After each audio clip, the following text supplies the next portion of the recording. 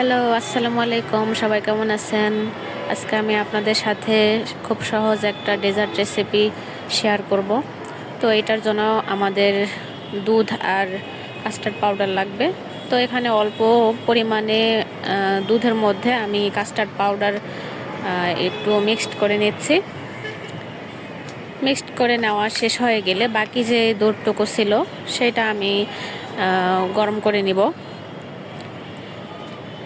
এখানে আপনারা চাইলে গরুর দুধ অথবা পাউডার দুধও ইউজ করতে পারেন, যে কোনো দুধ হইলেই হবে, কিন্তু গরুর দুধের ঘনত্বটা একটু বেশি থাকে, এই জন্য এটা একটু বেশি ভালো হয়। তো এখানে আমি বাকি যে দুধটুকু ছিল ওইটাতে চিনি দিয়ে, পরিমাণ মতো চিনি দিয়ে জাল দিয়ে নিচ্ছি। তারপর জাল দিয়ে নেওয়া শেষ হয়ে গেলে এখানে মিক্সড করে রাখা কাস্টার্ড পাউডারটা ঢেলে দিব। আমার দুধের পরিমাণ কম ছিল, এই জন্য একটু কম করে বানাচ্ছি। আপনারা চাইলে অনেকগুলো দুধ নিয়ে জাল দিয়ে দিয়ে তারপরে একটু বেশি ঘনত্ব তৈরি করে বানাইতে পারেন।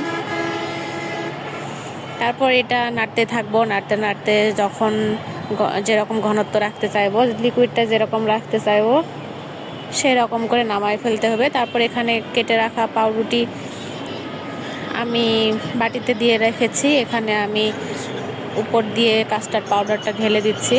তারপর আরেকটা লেয়ারের পাউরুটি দিয়ে দিচ্ছি, দিয়ে তার উপর আবার একটু কাস্টার্ড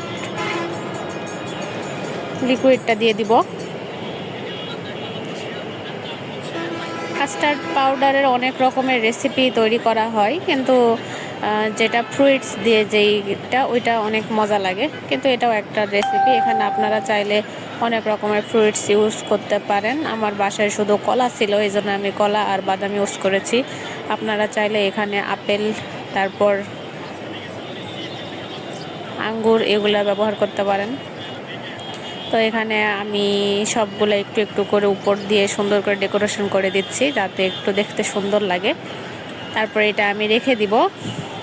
আপনারা চাইলে ফ্রিজে রেখেও খাইতে পারেন। আজকের ভিডিওটা এই পর্যন্তই। আল্লাহ হাফেজ সবাইকে।